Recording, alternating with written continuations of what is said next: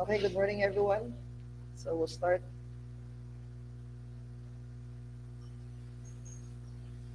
Good morning, sir. Take note of Good morning, everything. sir. Pwede mo mag-take note, pwede mo mag-screenshots, do whatever you want. So we'll start with our discussion. Okay, shout out lang ko sa mga wala pa nagpasa sa assignment ha. 69 mo diretso sa prelim. Hindi na lang ako nabawi on yung istorya. Okay, so let's talk about electromagnetism. So we start discussing about electricity. So what is the connection of magnetism and electromagnetism and electricity? Of course, nasa light connection, di ba, when it comes to the machine, because most of the machines are made up of electromagnetic materials. So how important is magnetism or electromagnetism in the machine, and how is it related to electricity? So let's just get this. Okay, there are some misconceptions with regards to the uh, magnets or magnetism, or let's say electromagnetism. So some of the misconceptions are all metals are magnetic materials. Okay, so some are static charges interact with the poles of permanent magnets. Magnetic poles are located on the surface of the magnet, and some of them are also not observing what is inside the magnet. So why do you think they are called misconceptions? Because not all metals, especially those that belong in the element periodic of elements, are totally made up of metallic materials. Some of them are solids, yes, solid sila, but they are not totally uh, magnetic. So, so all metals are magnetic materials. So, why do you think misconception siya? For example, na akin nakitaan nga mulag metallic type nga structure sa usa ka solid. It doesn't mean nga metallic type siya.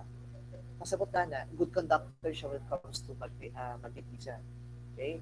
So, dili siya good conductor sa magnet. Okay? Solid lang siya.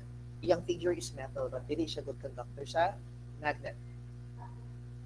So, what is intermagnetism, and why do you think magnetism is one of the important factor when it comes to learning physics? Now, take note about the magnetic fields class. First of all, magnetic fields are the Earth consists of a magnetic fields. Now we have the North and the South Pole, and it is also a force that is protecting us against the gravity coming from the outside universe. So magnetic fields cannot be seen directly. Okay, so it can only be represented by a diagram or illustration or anything that can illustrate or that can let's say that can show how the magnetic fields are running from north to south. So if you have time, you can actually look at the figure of the magnetic field. So okay, a brief history about magnetism. On 1600, we have William Gilbert. So why do you think he discovered the magnetism? Actually, he discovered the magnetism by just rubbing the iron with the lodestone, and that is the reason why he made up this artificial magnet.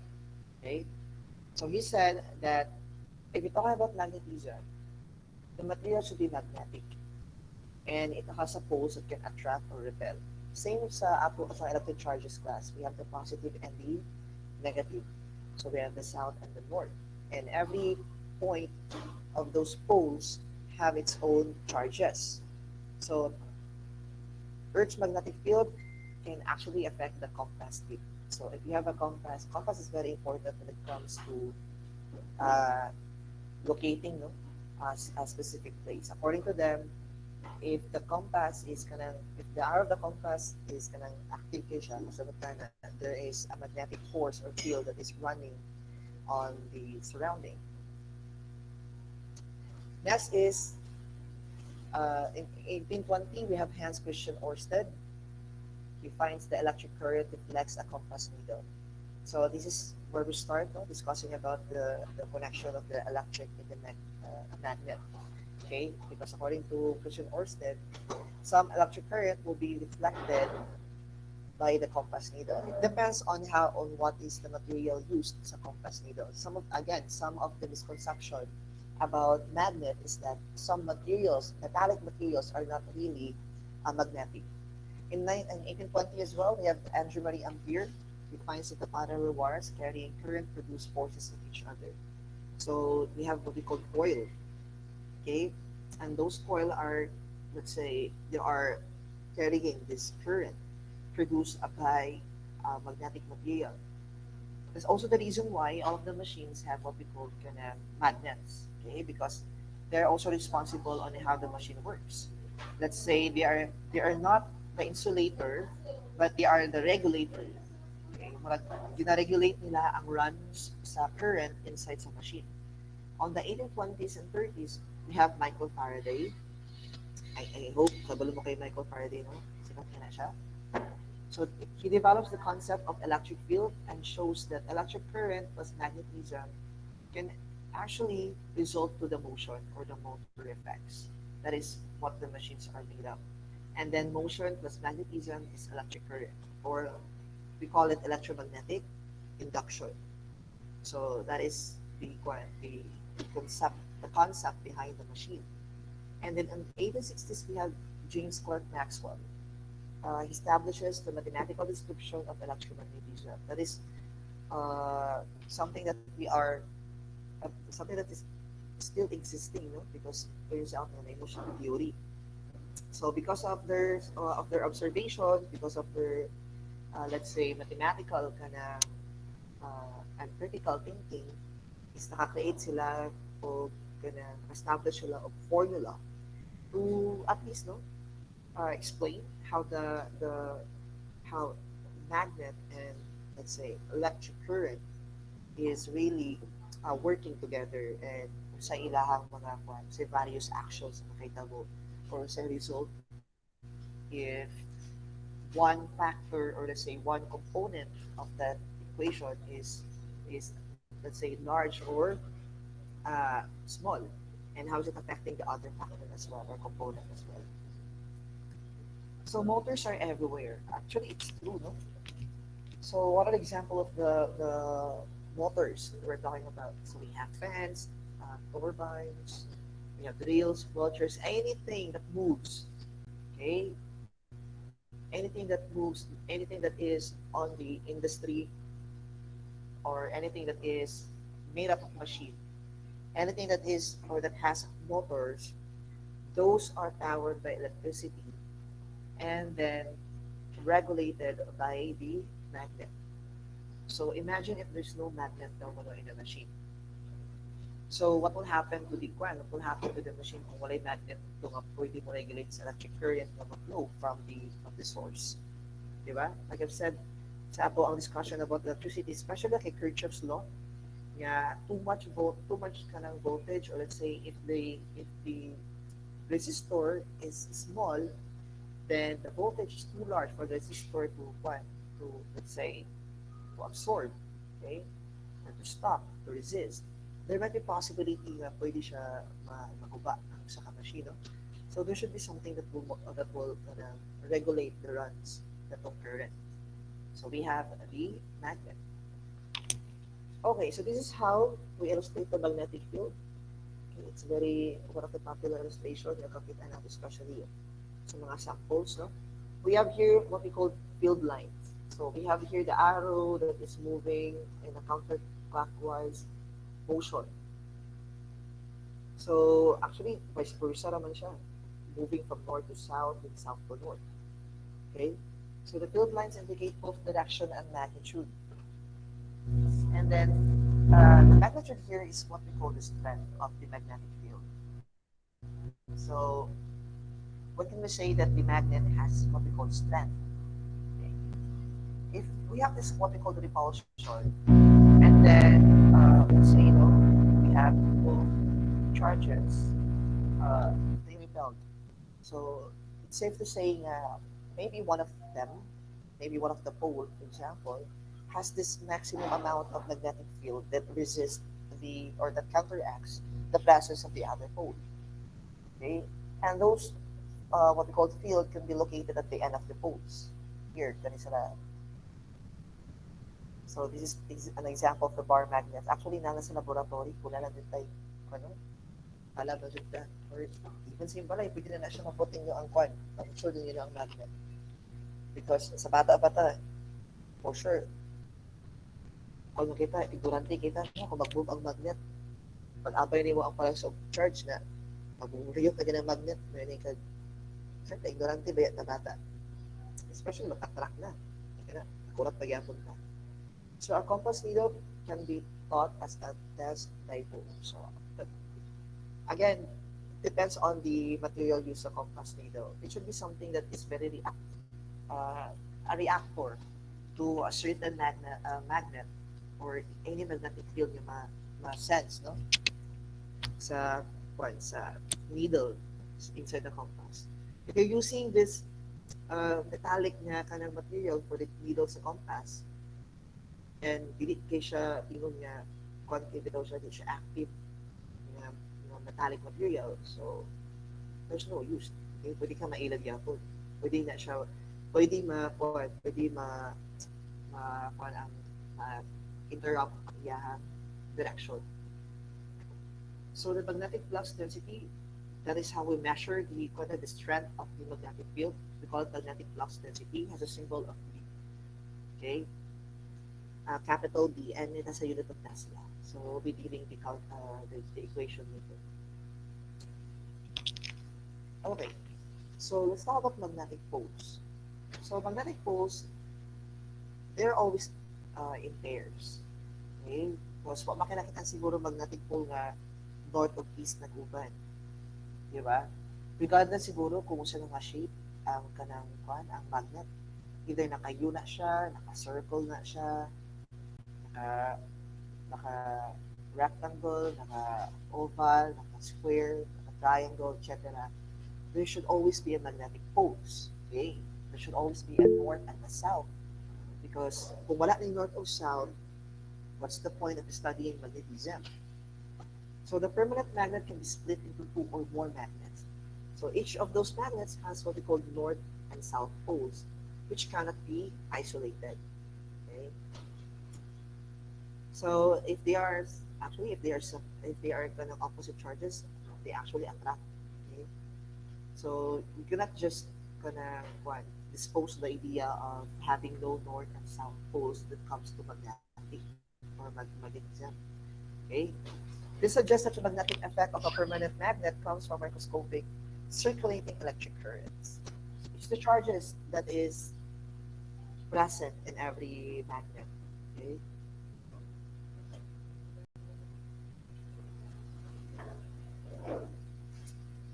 So let's talk about the domain theory of this magnetism.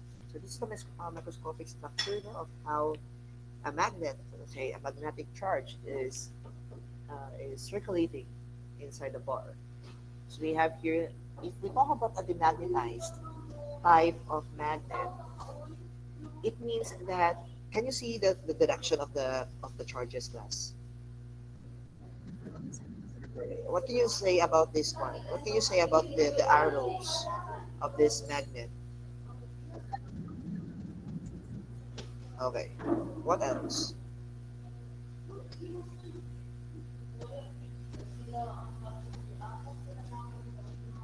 What else? What else? Dili siya uniform, sir. Hindi uniform ang motion. Okay, actually, no. If we talk about demagnetized, it means that if the direction of these charges are not, no, they are not on one motion, there will be no attraction. Let's say uh, there will be no attraction that will happen because the direction of these charges are not directly in contact with another, let's say another magnetic charge of material. So if the magnet or if the direction of these charges are totally scattered, so the result there will be the material is demagnetized. It means that dili siya maka-attract, dili siya maka-repel sa other magnet. Okay?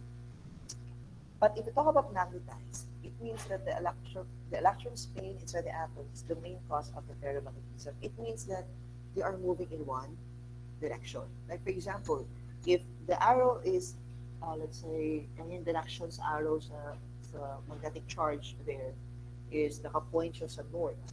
And then on the other magnet as well is we have here south pole na magnet bar na ang charges po is nakadirect po siya dito sa north, then there will be what we call a magnetized reaction. So na metabo nga attraction, may repulsion, okay? May reaction nga may tabo. So uh, that is how we observe, no, if the material is really active or not, if the magnet is really active or not. Okay, magnetizing and demagnetizing. Magnetizing, it is what we call making a magnet. That is by stroking, by using DC alternating current, by tapping while aligned with the Earth's field. For the magnetized magnet, we have by dropping a banging randomly, by heating, or by applying a diminishing alternative, okay, current. So, or alternate circuit with current. So, imagine the difference between the magnetized and demagnetized. Diba? Something that, for the magnetized, something that is effortlessly there, it can react anytime, no, as long as it is active. For the magnetizing, you have to follow a certain process to demagnetize a magnet. So sometimes we do the rub. Later we will know the idea of rubbing, no, a metal and how is it reacting to any materials. Okay, let's move on to magnetic induction. So whenever there's of induced, okay, means that there is, let's say, a polarizing reaction of the charges of the north and the south. Okay, so a permanent magnet can be induced temporarily by magnetism. So especially in the very soft magnetic materials like itong mga small amount of magnetic materials ng class, mga paper clips, mga para sa stapler, sands, okay? So this causes attraction but cannot cause repulsion. So kindly study this one, no? This figure daw po. So we have here an example of an iron paper clips. So these are small amount of magnetic material, very soft, small amount of magnetic material. So this metal here, although this is not a magnet, no, they didn't solo magnet ang paper, but they are very attracted to the presence of the magnet. So it doesn't mean na ang metal is mo-attract sa magnet, pasabot tayo na po, magnet na po ng metal. No. Same sa electricity ba, sa static electricity class. Nga kung ikaw negative ka and then ang doorknob is positive, there will be an attraction. There will be a certain reaction that will happen. It's the same thing that is from figure. You know? If we have here a south pole of a magnetic bar attracted to the north, okay, to the north area, let's say area na lang sa pole, it's the north area of the iron paper clips, then there will be an attraction that will happen. Okay, let's say that the south pole here is made up of electrons, and then the north area of this paper clip is made up of positive charges. So, you know the rule, di ba? If opposite ng charges, they attract. Okay? But, dili siyang paper clip, dili niya i-repel ang another paper clips, bisan pag iatubang ang yang south. Okay? Because, since kitawag ko siya induce, so, may tamo na the paper clip, the charges of the paper clip will now adjust. Okay? Ano mag-adjust man siya? So that there will be an attraction. So use repulsion to test if an object is already magnetized. That is, kana lang magpauan na to ang repulsion reaction. If ang sample, another sample of material is is the same, ang yung charge dito sa ato ang another sample po niya, kanang kwan siya, na polarized siya, the sample. So, like this one, no? Magkatakatag mo rin ang magnet. Okay, ang magnetic force niya, magkakatanggal ka na. So, from south, so sa south magnet, attraction sa north area sa metal, and there will be what we call an induced reaction. So, there will be mag-polarize siya.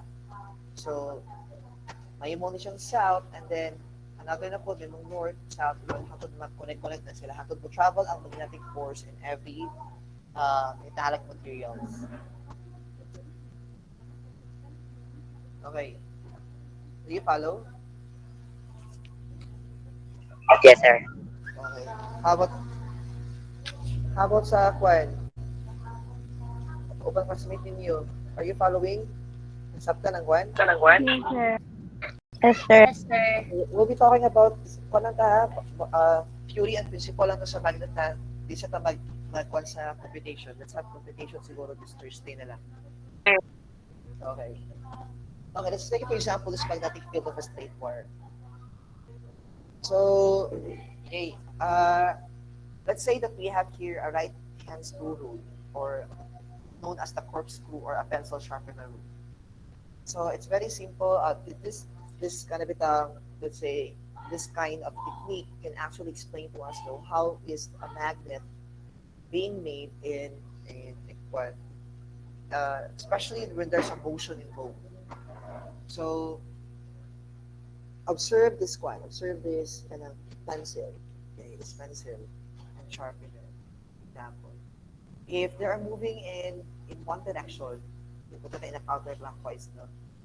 So what will happen here is that the force that will be built, that will be let's say that will be created in this motion, will now travel on the tip of this pencil first, no? And then what will happen is that there will be a certain charge that will be established. For example, the motion that will be the result of the motion will create this negative charge, no? And then the lower portion of this one will create this positive charge. So from the positive charge, as the pencil move, no, in motion, that is sa board, there will be a change sa iyang charge diode. Okay? It's the same thing when you are rubbing a sample material na made of metal. Okay. So okay, so some magnetic field can be explained by using the solenoid. So a solenoid is where you wrap a finger around a solenoid in the direction of current. Okay, solenoid can be found in every machine. So this is the sample of the solenoid. If we have a wire that is, this is the wire, no, kani siya, kaning, let's say kaning color brown. Okay, so this is solenoid value, and then the magnet now will follow the solenoid. Okay, the solenoid here is the regulator. Okay, that is how the magnet is or was created, not to regulate. So because of the solenoid glass, the direction of the current now will be what we call this one, maplastar siya. Okay, maplastar iyang direction. Dili siya scattered, dili siya mag-demagnetize. Okay, mag-magnetize siya because the direction of the magnetic charge here, or the magnetic field, is on point. Okay, so if the current is nagsugod siya din sa south, then because of the solenoid, the pressure of the solenoid, no, that is controlling the current to the classes of the magnet, will now follow the right path. Okay, so mag-move siya onward from south, but the charge now will be different. So from positive traveling to the solenoid, there will be a change on this charge and then negative. That is also how the magnetic bar was made up. Okay. So note the similarity. Okay. It's very obvious. No, it's the same thing. Using the magnetic bar and the solenoid, those two are the same na. Okay. Their function is to give us an idea that any material can be a magnet as long as it is following the magnetized domain theory.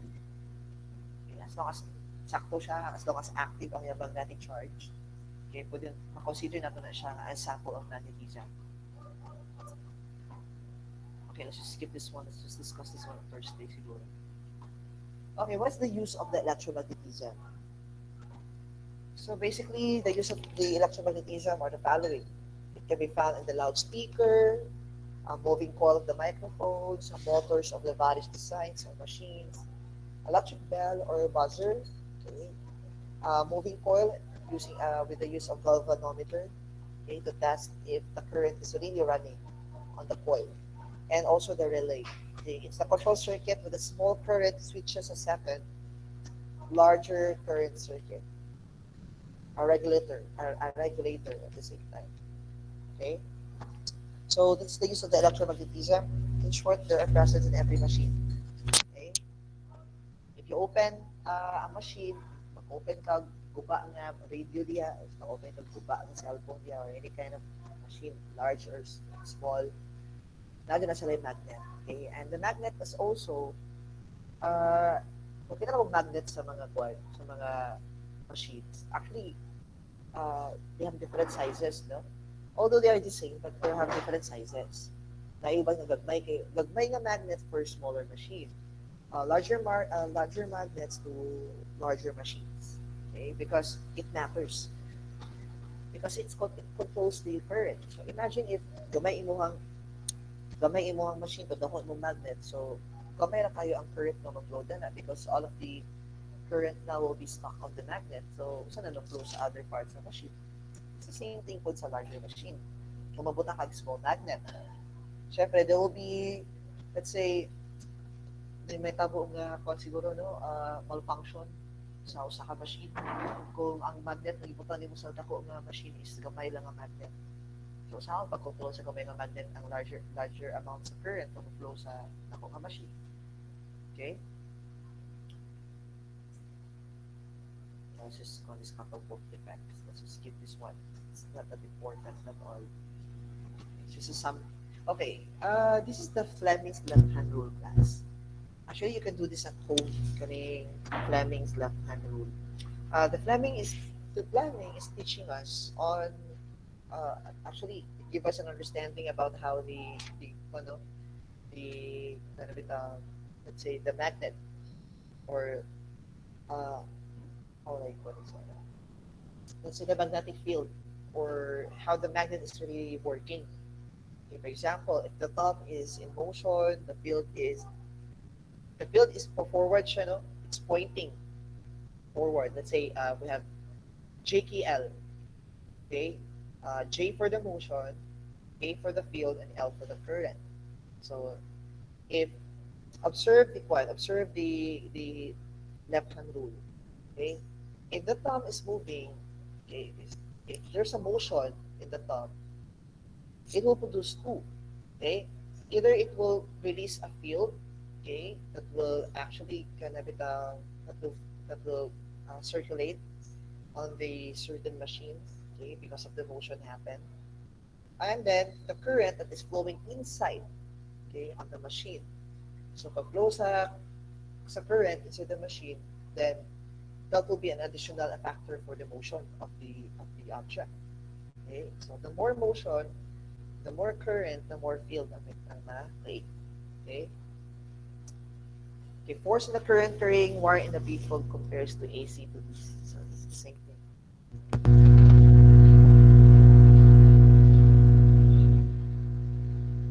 Okay. So this is how we describe the simple DC motor. Okay, actually, usually makita natin sa mga mga dulaan. Okay? Kaya siyang mga inyaning ng mga simple DC motor. Pwede siya sa mga pinaka-common na ginabuhat nga investigatory project sa mga students because simple na kayo siya. Pero pag imong ipa-explain na dayon, wala na, nga na dayon. May simple kayo siya tanaw, simple pahatod, but how will you explain the process? How will you explain the work of the machine? Para yung budget na gibuhat, o sa yung kwanda na, o sa yung pulos na. So this is the simple DC motor. The motion is powered by the voltage. Let's say this is the power source, the battery. And then we have here, okay, let's say a metallic rod, and then we have two magnets. the south, the bar of the two magnets is differentiated by their poles. We have the north and the south. And then we also have here the commutator. Okay, so the idea here is to give us understanding on how the magnet is helping the process of a simple DC motor or a direct current motor. So this is how, okay. So what will happen is, ganun siyang metallic one dani, it will only move in one motion. That's why natin arrow dani. So magtutuyok na lang siya. Magtutuyok na, if we go back here sa catapult effect, this one will be V. Ganun siya. That is the current carrying the conductor. So, mabuild na siya din and it now will travel to the different part of the wires. Okay. A regulator at the same time. So, how is a magnet helping the loudspeaker and the motors? So, actually, makita naman ito sa mga points ng mga speaker. So, this is a simple direct current, okay, a simple DC motor on every speakers. Okay. So, lahi ba ang kanang kwan sa mga dagko ng speakers? Lahi ba lang magnet? Actually, parehas sila tanan. No? Although, mag-change din ang ilang sizes because it will depend again on the size of the machine. Yung dako ang yung speakers, yung dako ang simple DC motor itong hatod. Pero pag kamay lang siya, small na DC motor lang. Okay? How does the current move in what? If there is, let's say, an involvement of a magnetic field. Okay? So, the current is moving in a parallel motion. So, if the current is moving, let's say, inside, no? Inside siya, or let's say there is what we call mag-induce siya. Okay? There will be an adjustment na may tabo. The attraction of these forces will not be, although parallel ang yung movement, but still, the charges of this both side are different. So, if the movement of the charges are parallel to each other, it doesn't mean na mag-repel siya. Okay? It is actually attracting each other. Okay? They're attracting each other. So, there will be a calculation there will be an equation na correlate na to dani. Okay? That is why the force per unit length is acting on the space that is involved in this two sample. No? Unless sa anti-parallel, they repel. Okay? For example, one of the charges of this magnet is not in a parallel motion. Then there will be a repulsion. Okay? Because why? Only one sample here of the, for example, sa magnet lang no, ang magnetized, and the other one is a demagnetized type of material. Then, although they are moving in a parallel motion, there will be no attraction that will happen because one material is demagnetized and the other one is magnetized. For example, one is active, one is inactive. How will you make this inactive material turn into active? Of course, there will be a process. Okay, iba mo na siyang i-rub, iba mo na siyang tunugon, etc. Okay. Let's just skip this one siguro because it involves calculations. Just this one first. Okay, since we're talking about current naman, let's talk about the ampere. Okay, ampere is defined because we are talking about current. So when flowing into straight parallel wires of infinite length and negligible cross section, it is separated by the distance of 1 meter in free space. Produces a force between the wires of at least 2 times 10 to the power of -7 newtons per meter of length. So the ampere can be defined on the position of the, let's say, of how the magnet is reacting to a sample material.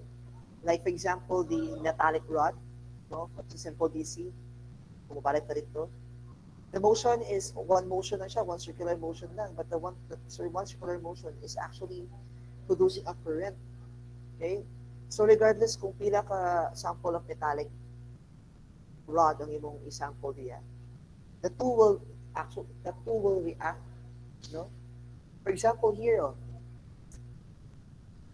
okay, if we have a two sample of a current that is flowing in one direction, and then we have here the motion of the magnetic flux, which is contained no din sa ato ang metallic rod. So, kung ato na siya ituyok ang duha, okay, ato siyang ituyok ang duha, no? We have the force 1 and force 2, for example. So, we have two forces that is acting on the metallic rod. The result there is that, kung ato siyang i-go back, go back na sa katong ato ang pencils, uh, katong cross wiring na tabo kanina. What will happen is that the motion of these two, okay, these two forces can actually create what we call electric current. You know what, class, diba? Ang current is kadala siyang charges. So, since ang charge is a type of, let's say the charge is induced, okay?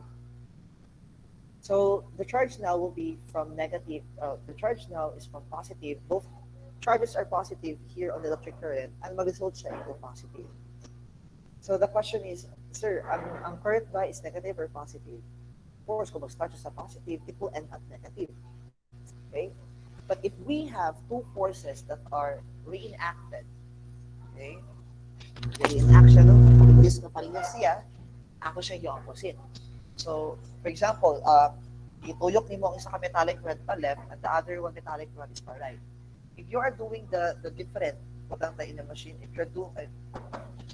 ang duha ka metallic rod are doing the opposite na circular motion, what will happen there is that two current will not be defined as one.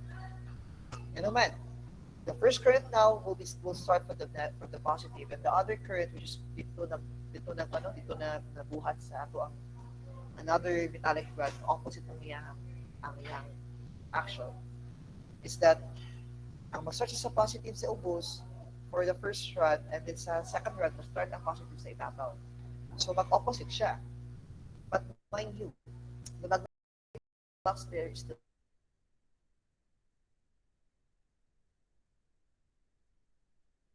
using two metallic sample. And each metallic sample has what we call nasa magnetic reaction ng metabo. Okay?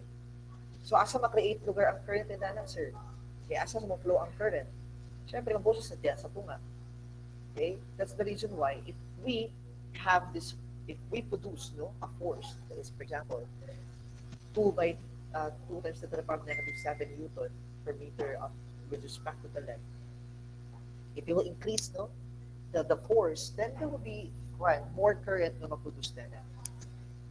But when again, the idea here is that we are actually observing the presence of these two different charges, why the current and the magnet is compared, because they are producing different charges. They're producing positive and negative charges. The flow is also the same, no?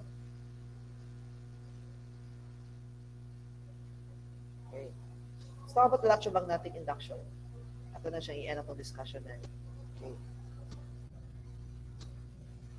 Okay, electromagnetic induction. This is the dynamo effect. Kita na mag-dynamo? Yes, sir. Okay. So, the dynamo effect, kung kita na mag-dynamo, no, ang dynamo is grabe importante na piece na material, especially sa mga machine. Okay? So, how can we relate dynamo effect to the different law of Faraday and Lenz? On the Faraday's law, relative motion of a wire and a magnetic field will induce an electromagnetic force, okay, or let's say a voltage. If there's a complete circuit, a current will be induced too. So, what else is a big one? The idea of the law. Okay, but the magnet is stationary even if the coil moves. So, if we have this metal, if we have this sample metal, tapos imo siyang palibutan sa coil, that is active kayo on attracting the magnet, okay, it does not affect the whole process. But if the coil is stationary, then the magnet will move. Okay, so if the coil is stationary, the magnetic field lines will change. So, kung ako siyang i-compare ito sa solenoid na finger glass, it's the same thing. Okay? Just like how the current moves from north to south and how it is moving from south to north. Okay?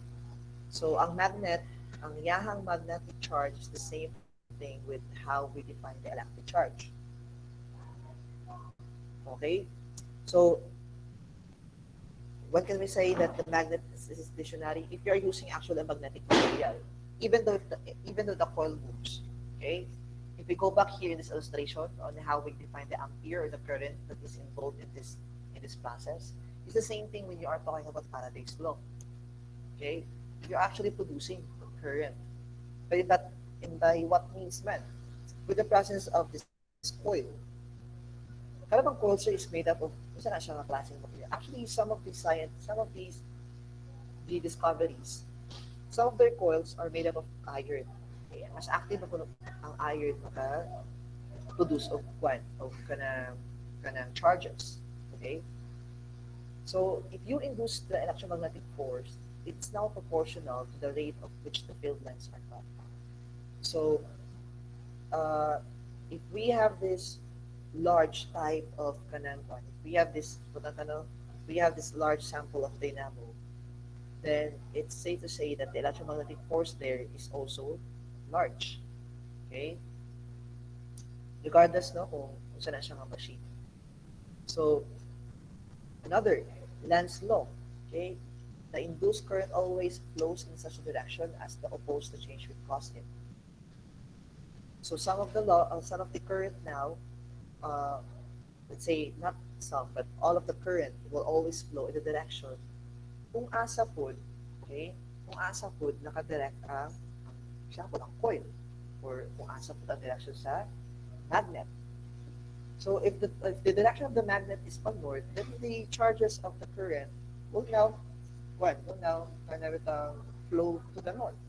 If the magnetic charge produced by this reaction is sa certain machine is flow siya pa south, then ang current will flow siya pa south. Because they're proportional to each other. Okay? Di mo ko siya pwede nga dili sila kanang proportion. Kay kwan man kanang if we go back to the Fleming's mangod nga right hand rule class, the motion the product of the motion is the magnetic field and the current. So if we neglect the presence of the motion, there will be no field and there will be no current nga ma-produce. Okay? It's the same thing when you talk about electromagnetic induction. If a machine cannot produce a magnet and a current, I'm sorry, if the machine cannot produce this motion, then what will happen there is that there will be no electromagnetic force that will be created. So what's the point of creating the machine if there's no EMF? Okay, so this is how the Lenz's law is being illustrated no, on how the current and the magnet is related to each other. Okay, it's the same thing as we talk about the solenoid kanina. Okay, the magnetic field from the induced current will now flow here. Okay, so if we have a negative current here from the south, then what will be the result about sa north? Okay, it will turn into positive because the wire here will now induce the current. It will now change the charge of the current. It's the same thing when you talk about the bar, a magnetic bar. Okay, so when you do the opposite, if it's moving from the north, then there will be a change of the current when it comes to the south. So they'll be induced. Kirchhoff's law, no? Mosulod ang current sa register, which mosulod siya positive, baka siya negative. No? It's the same sa voltage as well. If the voltage is moving from positive to negative, then expected yun na siya nga ang iyang maproduce ng voltage is negative. But if you're moving from negative to positive, expected yun na siya ang result na mo positive.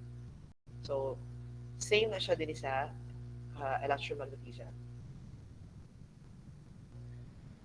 Okay, this is how we do the alternate current generator. So it's quite big. No, we're now it's quite big. So most of the time you're talking about if you talk about DC generator, you're not talking about coal usay machine na nasa poste. Okay? Chipros na ng mga poste di ay. The poste has what we call AC generator and taas na yung mga kwan. Mas dako ang ilang ginagamit nga kwan diya. Coil. No? Just to control the current that is flowing from wire to wire. So, kung kita na mo kwan, kita na mo poste, tanawa na yung mga kwan diya, tanawa na yung mga circle diya. Okay? Diba? Usually, kita mo tuwa mo dyan na siya kapoded usually, no? O nakita na to. And sa Tesla po, it's the same thing sa Tesla because sa Tesla, nagkakamit siya dito ka metallic rod. And the metallic rod, dito ka-flow ang electromagnetic force and then actually it's the current. Okay? That produce electricity. So, logic. No? So this is an example of a motor or generator. Kasi yung dynamo. It's a dynamo. Transformer. And that's an example of a transformer. This is how the transformer works, no? So from okay, ang transformer mo work lang siya if we have this one. Okay.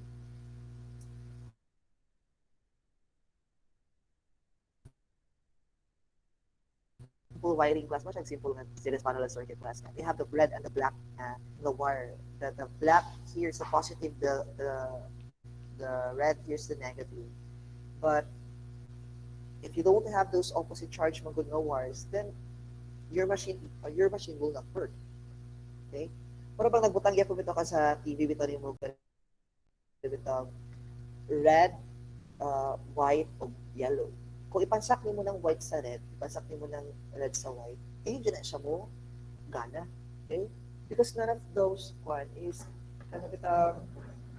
none of those kanang gipang pansak nimo will produce what we call let's say let's say electric or current. Okay? Wala reaction may kabo. But if pag mo siya ipasak sa right niya nga mga kwan, ayaw pa na siya mo on because it means that katong mga charges that ito naka-stock between sa imong ipansak o pansakan is naka-stored already. Ready na siya for the transferring. Okay? The same as a transformer. What will the transformer do? It will now, from the battery, it will now circulate the charges inside the battery to the different coil. And the coil now will be, let's say, induced. Okay? It will now change its kanang coil. It will now power this iron ring that will actually kanang react on the secondary coil. It's the same thing when you have this magnet. Ibutangan ni metal and the other metal will react as well on the first metal connected to the magnet. Okay? Transformer is transferring of electric current from one material to the other using a metal. So this is the setup, okay, of how we are transferring the electromagnetic force. Let's say the current. Okay. Let's not discuss this one. Okay. High voltage transmissions. Very common. Okay. So question about electromagnetism.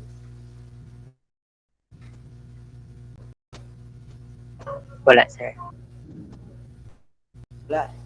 Again, I'm not presenting here I am not presenting yet the whole process of the calculations. Masya lang face-to-face para the interaction na ito. I am just discussing to you the background of what is electromagnetism and how is electricity and magnet acting as one when it comes to the machine. If there's no more, thank you so much for listening, and then see you this Thursday. Please prepare your what do you call this one? Calculator. Do not use cell phone. If you have a scientific calculator, please bring. Okay? Ayaw magkalig sa inyo ang cellphone because maglaylay itong answer na ng cellphone ninyo. Okay? So, goodbye everyone and have a great lunch. Bye. Goodbye. Bye, sir. Bye, sir. Thank you. Bye, sir. Bye, sir. Bye, sir. Goodbye, goodbye. Shout out Bye, sa sir. nakapasa sa assignment, ha? Shout out lang ko sa nakapasa sa assignment. Ako lang naman lang niya. Bye, sir. Bye.